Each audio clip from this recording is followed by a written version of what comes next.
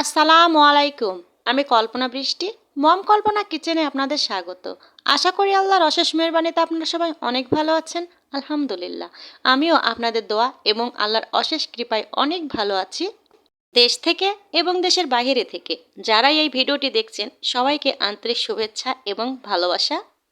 প্রতিদিনের মতো আজকেও নতুন একটা রেসিপি নিয়ে আমি আবার হাজির হয়েছি।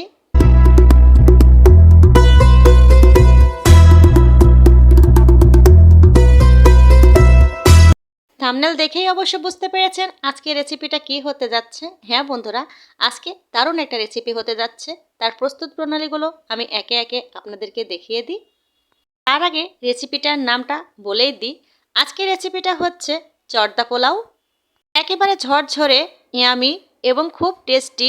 আমি যেভাবে জর্দা পোলাও বানাই সেটাই আমি আজকে আপনাদের সঙ্গে শেয়ার করব। তো চলুন, জর্দা পোলাও করতে কি কি লাগছে একবার আমি আপনাদেরকে দেখিয়ে দিই। এখানে আমি পুরো মেপে মেপে 1 কাপ পরিমাণ, 1 কাপের একটু কম আমি কিন্তু পোলাও চিনি গুঁড়া কিন্তু চাউল নিয়ে নিয়েছি। এই যে দেখুন, নিয়ে কিন্তু এই চাউলটা আমি 4 থেকে 5 বার, যতক্ষণ না সাদাটা কেটে যায় ততক্ষণ কিন্তু আমি ধুয়ে নেব। এই যে দেখুন, ধুয়ে নেওয়ার পরে আমি এখানে 20 মিনিট মতো কিন্তু ভিজিয়ে রেখেছিলাম। রেখে এই যে পানিটা ঝরতে দিয়ে আমি কিচেনে চলে এসেছি। চাউলটা ভিজিয়ে রাখলে 20 মিনিট মতো চাউলের যে ভাতটা অনেক লম্বা লম্বা হয় এবং দেখতেও কিন্তু সুন্দর লাগে। এই তো আমি কিচেনে এসেই আমি কিন্তু পর্যাপ্ত পরিমাণ পানি দিয়ে নিয়েছি। পানিটা দেওয়ার পরে যখন ফুটে এসেছে সেই সময় আমি ফুড কালার একটু দিয়ে দিয়েছি। দেখুন, ফুড কালারটা দেওয়ার পরে আগে থেকে ধুয়ে রাখা যে চাউলটা ছিল সেই চাউলটা আমি ফুটে ওঠার পরে কিন্তু দিয়ে দিলাম। দেখুন, এই যে জর্দা পোলাওটা কিন্তু রান্না করতে হলে সবসময় চুলার পাশেই থাকতে হবে।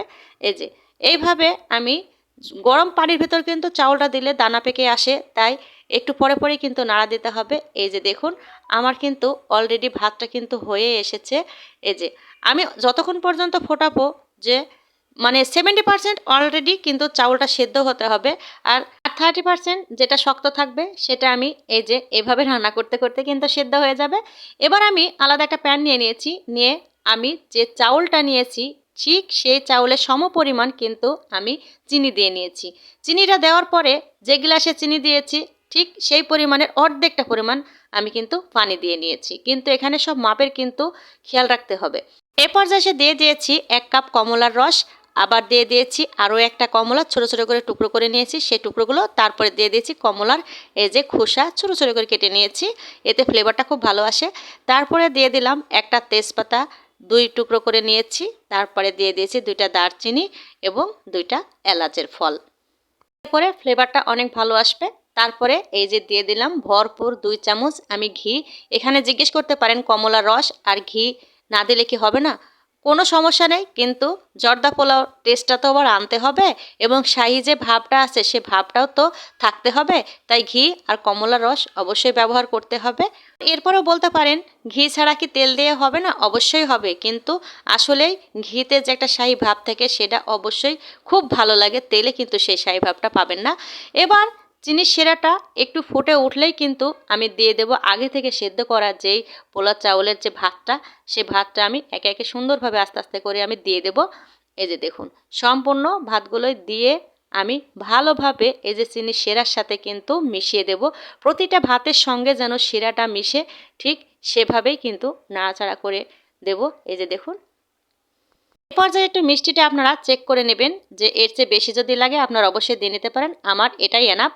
এবার আমি এখানে কাজু বাদাম এবং পেস্তা বাদাম আমি ছোট করে টুকরো করে রেখেছিলাম, সেটা দিয়ে দিলাম। এটাতেও কিন্তু টেস্ট আসবে। এই যে দেখুন, এটা দেওয়ার পরে আবার ভালোভাবে করে আস্তে আস্তে করে নাড়াচাড়া করে সম্পূর্ণগুলো কিন্তু উল্টিয়ে পাল্টিয়ে দিতে হবে। এই যে দেখুন, এ পর্যায়ে চিনির শিরাটা কিন্তু একেবারে শুকিয়ে আসছে, ঠিক সেই পর্যায়ে কিন্তু ভাপে ভাপেই কিন্তু এই যে জর্দা পোলাওটা রান্না হবে। দেখুন, অনেকটা পরিমাণ কিন্তু এই যে ভাপে কিন্তু সেদ্ধ হয়ে গিয়েছে অলরেডি।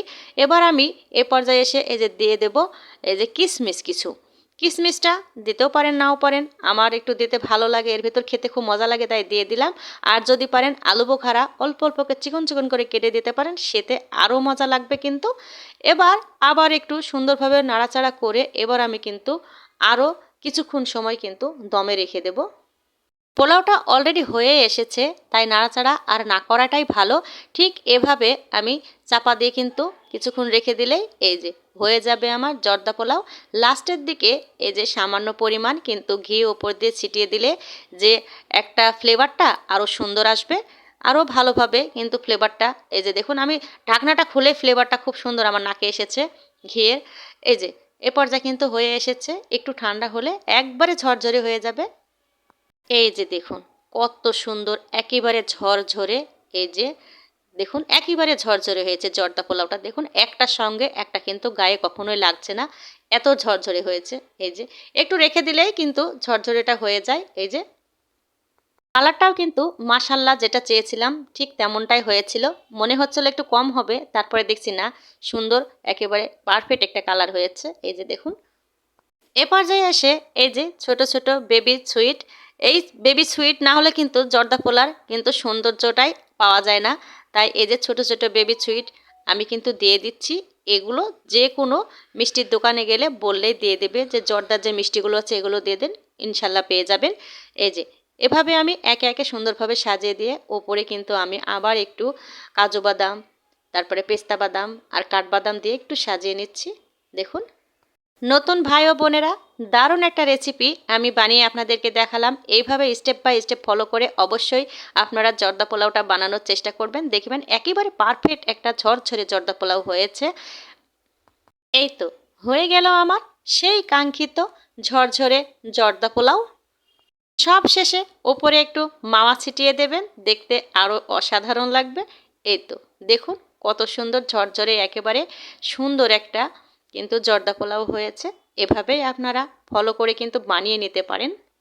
যারাই আমার শুভাকাঙ্ক্ষীরা আমার এই ভিডিওটি দেখবেন, সবার কাছে আমার একটা অনুরোধ, যদি ভালো লেগে থাকে তাহলে অবশ্যই একটা লাইক দিয়ে দেবেন, সাথে একটা সাবস্ক্রাইব অবশ্যই করবেন।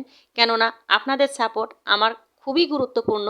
তাই তাই একটা সাবস্ক্রাইব অবশ্যই করবেন, পাশে থাকা বেল বাটনটা অবশ্যই প্রেস করবেন, তাহলে প্রতিদিনের নোটিফিকেশন যথাযথ সর্বপ্রথম আপনার মোবাইলে চলে যাবে। আজকের মতো আমি এখানে রেখে দেব, আবার দেখা হবে অন্য কোনো ভিডিওর মাধ্যমে। আল্লাহ হাফিজ, আসসালামু আলাইকুম।